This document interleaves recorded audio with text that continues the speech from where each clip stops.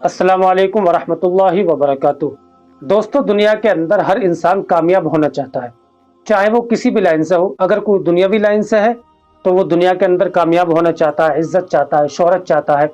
अगर कोई आखिरत के एतबार से कामयाब होना चाहता है तो वो चाहता है कि अल्लाह ताला आखिरत के अंदर भी मुझे चैन सुकून अता फरमाए। कुरान करीम के अंदर अल्लाह रब्बुल इज्जत ने एक बहुत छोटी सी सूरत है कुरान करीम के अंदर, उसके अंदर अल्लाह रब्बुल इज्जत ने कामयाबी का पूरा नुस्खा बयान किया है। अगर कोई इंसान उस सूरत के मुताबिक जिंदगी गुजार ले कि उस सूरत के अंदर अल्लाह ने जो बातें कही हैं, 4 बातें अल्लाह रब्बुल इज्जत ने उस सूरत के अंदर इरशाद फरमाई हैं।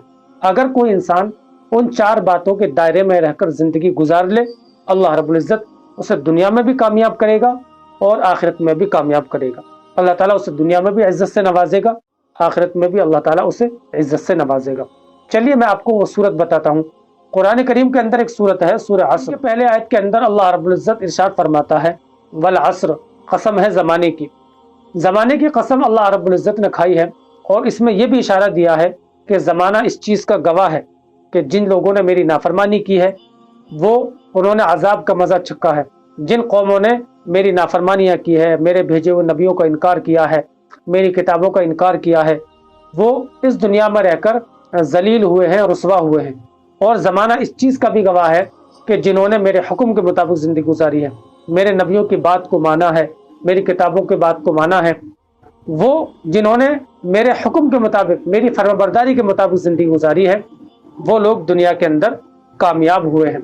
तो अल्लाह रब्बुल इज्जत ने ज़माने की कसम खाई और ये इशारा भी दिया कि ज़माना अगर आप नहीं जानते तो आप ज़माने में लौट कर देखें किन लोगों का कैसा हाल हुआ है, कौन लोग कामयाब हुए हैं और कौन लोग नाकाम हुए हैं। अगली आयत के अंदर अल्लाह रब्बुल इज्जत ने इरशाद फरमाया है, इन्नल इंसाना लफ़ी खुस्र, के तमाम इंसान खसारे में है, नुकसान में है, टोटे में है।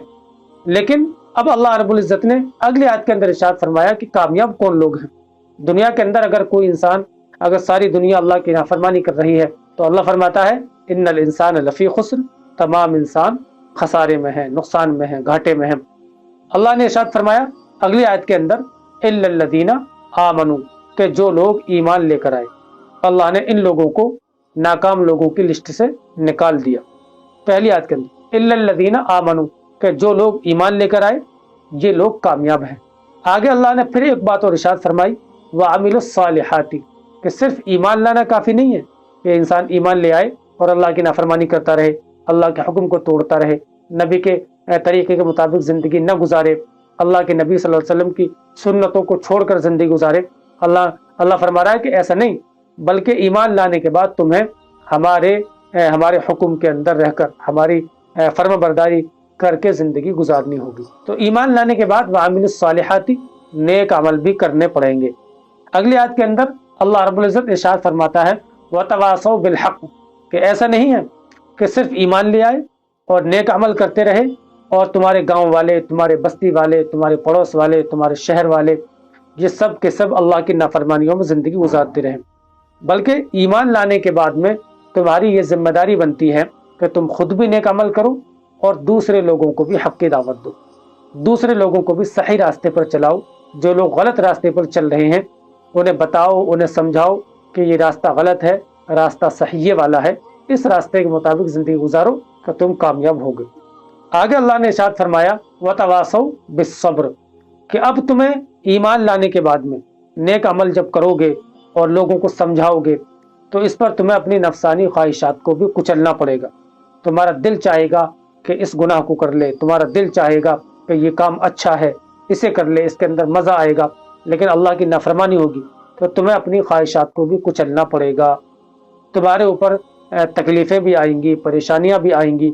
इन सारी चीज़ों को जो है तुम्हें झेलना पड़ेगा, तुम्हें सब्र करना पड़ेगा। तो अल्लाह रब्बुल इज्जत ने 4 बातें इरशाद फरमाई। पहली बात, नंबर 1 ईमान लाना, नंबर 2 नेक अमल करना, नंबर 3 दूसरों को नेक अमल की दावत देना, और नंबर 4 कोई तकलीफ़, कोई परेशानियाँ आए, कोई नफसानी ख्वाहिश अपनी ख्वाहिशात को कुचलना पड़े तो उस पर सब्र करना।